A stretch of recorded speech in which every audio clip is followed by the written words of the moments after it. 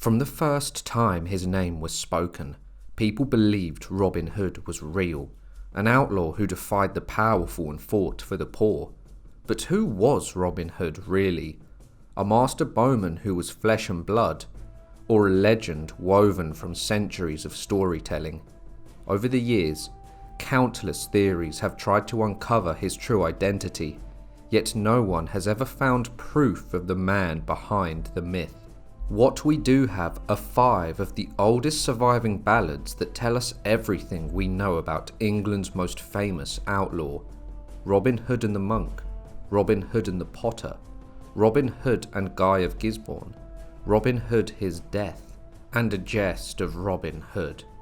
In this video, we'll explore the early sources to uncover how the legend began, what they say about Robin's life, his loyal companions, and his fight against injustice, and we'll ask the question that has fascinated historians for centuries: was Robin Hood a real person, or just the perfect hero for an age that needed one?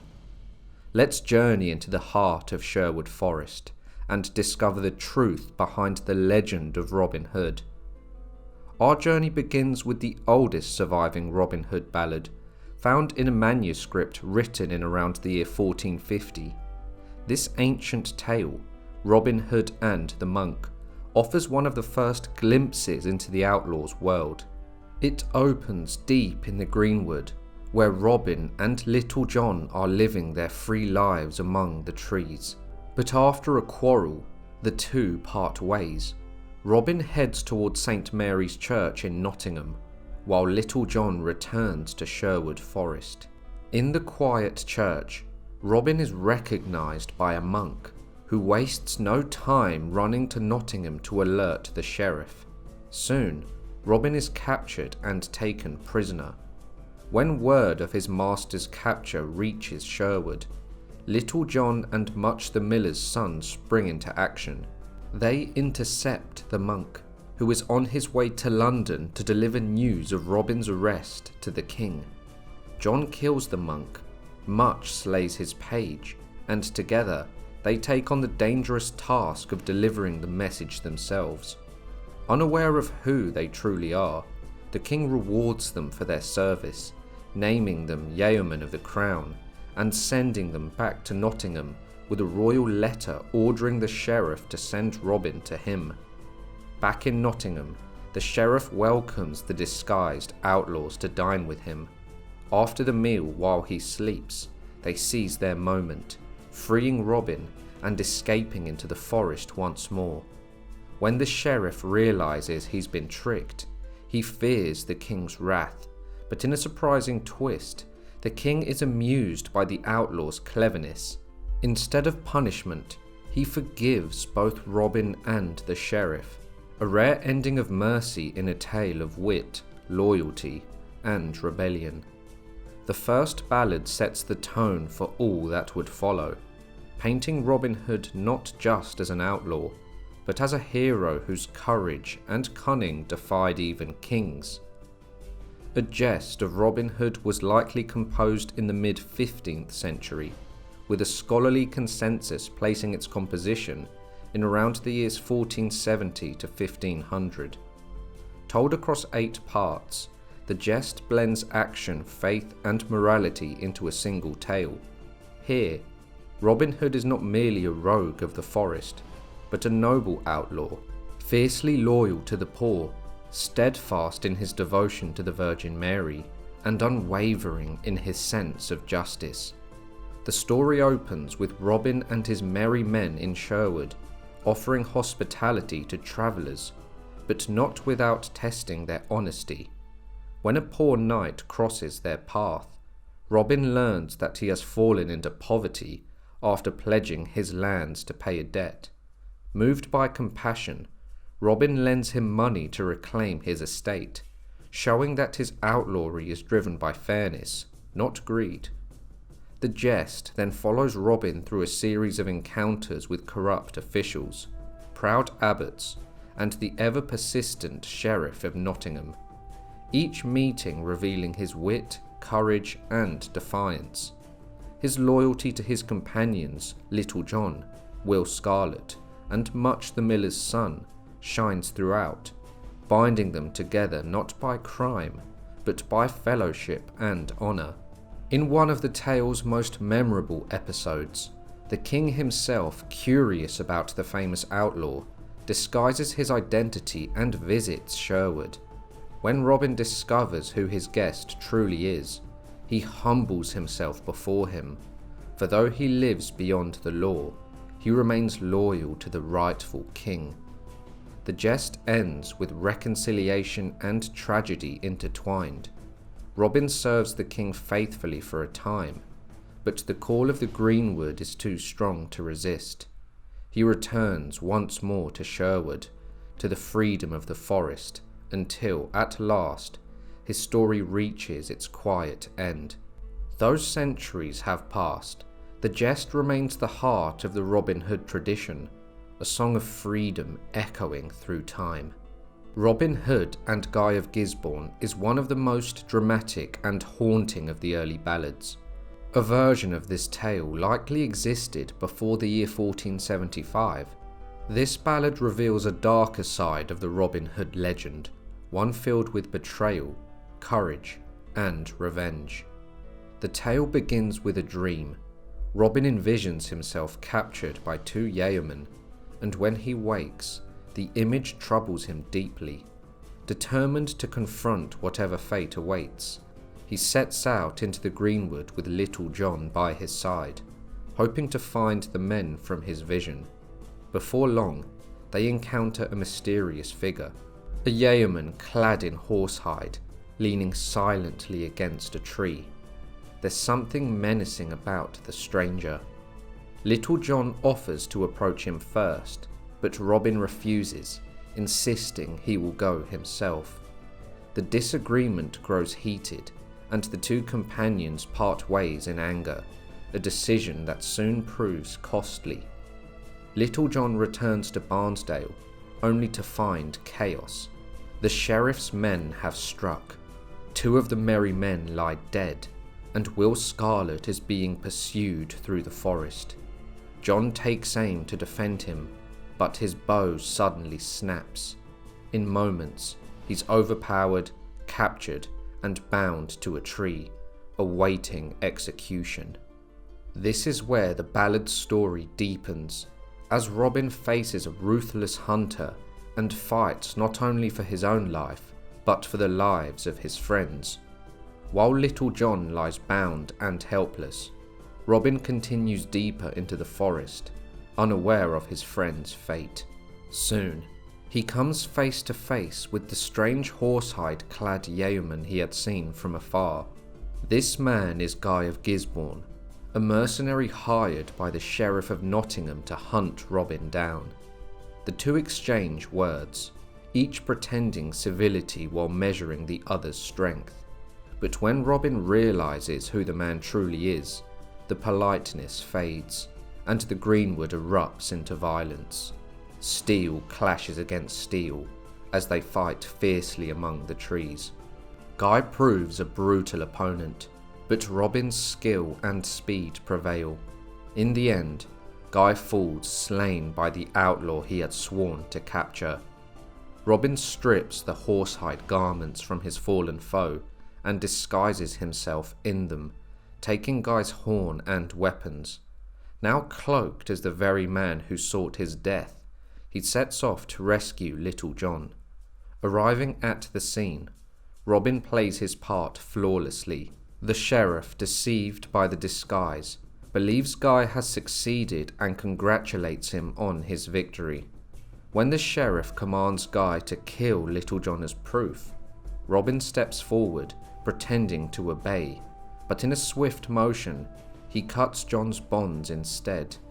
Together, they turn their weapons on the sheriff's men, scattering them in panic before disappearing once more into the shelter of Sherwood. The ballad ends not in triumph, but in grim silence, a story of loyalty, deception, and bloodshed that shows the darker heart of the Robin Hood legend. The ballad Robin Hood and the Potter, preserved in a manuscript written in around the year 1503, adds a lively touch of humour to the outlaw's legend. It's one of the more playful tales, full of wit, disguise, and a clever twist of fate. The story begins near Wentbreg, now known as Wentbridge in Yorkshire, where Robin Hood and Little John meet a proud potter passing through their territory. When the potter refuses to pay the small toll, tempers flare. Little John steps forward to challenge him, but after a fierce scuffle, the potter holds his ground. Robin himself then takes up the fight, but before long, the outlaw finds himself struck down and beaten. Rather than anger, Robin shows admiration for the man's strength and spirit. Laughing off his defeat, he proposes a jest, that they should trade clothes and places for a day. The potter agrees, and soon Robin sets off toward Nottingham in disguise.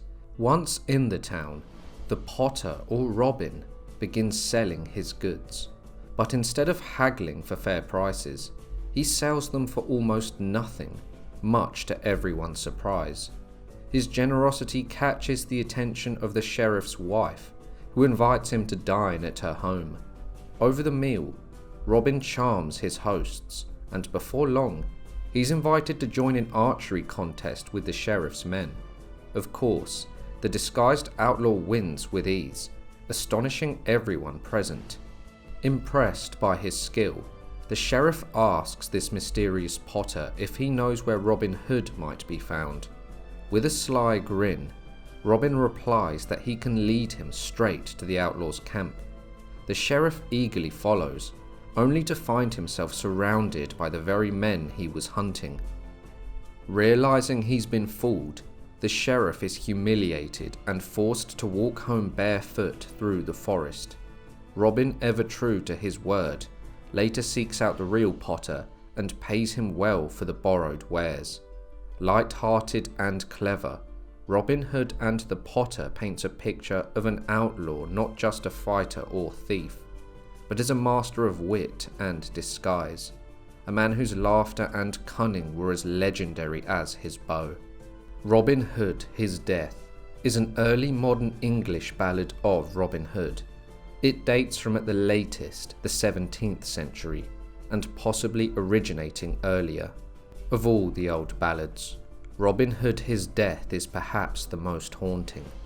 Unlike the lively tales of trickery and triumph, this one tells of an outlaw's final days, a sombre and tragic close to the legend of Sherwood's greatest hero. The ballad is believed to have medieval origins, and though its language is rough and fragmented, its message is clear. Even the greatest of heroes cannot escape time, betrayal, and fate. It begins with an aging Robin Hood, no longer the fiery youth of earlier tales. Feeling weak and unwell, he seeks the help of his cousin, hoping she might heal him through bloodletting, a common practice of the time. Trusting her, he rides from the greenwood to the quiet convent, unaware that death is waiting behind its stone walls. The prioress betrays him. Instead of tending to his wounds, she bleeds him far too much, leaving him locked in his chamber to die. As his strength drains away, Robin realizes the truth. His kin has turned against him. Desperate, he sounds his horn, a weak, faltering call through the silent woods. In Sherwood, Little John hears the distant note and rushes to his master's side. But when he arrives, it is too late. Robin, pale and fading, asks for one final favour, to be carried to the window and handed his bow. With the last ounce of strength, he draws the string and releases one final arrow. It flies through the air, landing in the soft earth beyond the priory walls. "Bury me there," he says, "where my arrow falls." And so, according to legend, Robin Hood was laid to rest beneath the greenwood he loved. His story ends not with victory or rebellion, but with peace. A man of the forest returned to the earth from which his legend was born. From the earliest tales, Robin Hood emerges as a man of the forest, clever, daring, and fiercely loyal to his companions. He is a hero who defies corruption, protects the poor, and challenges the powerful with a rare combination of skill, courage, and wit. His world is a delicate balance of humour, danger, and morality, where every arrow fired carries a measure of justice, and every disguise conceals a lesson. Yet the question endures: was Robin Hood a real man? Historians have sought records, names, and deeds, but no contemporary evidence confirms his existence. What survives are the ballads themselves, 5 remarkable tales preserved in manuscripts and print, reaching back to the mid-15th century. Looking at the broader historical context, in the late 12th century, Robin Hood is traditionally associated with the reign of King Richard the Lionheart and Prince John. While there is no evidence of his existence, these stories may reflect political unrest during Richard's absence on crusade and the rise of banditry in England. By the early 13th century, outlaws, poachers, and rebel leaders roamed the countryside. Names such as Robert Hood and Robin of Redesdale appear in local records and may have inspired aspects of the legend. By the late 13th century, stories of stealing from the rich and giving to the poor began to circulate in oral tradition.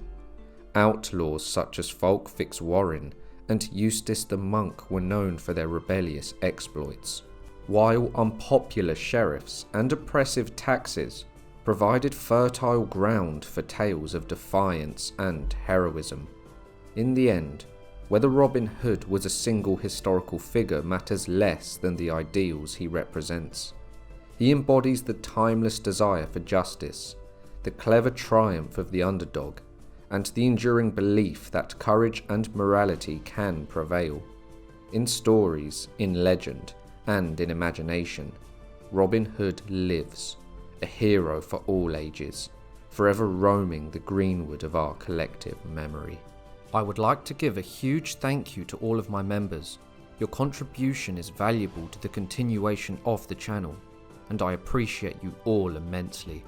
A special thank you to John Sites. I hope you all enjoyed the video. If you did, be sure to like, subscribe and share, and I'll see you all next week for another History Profile.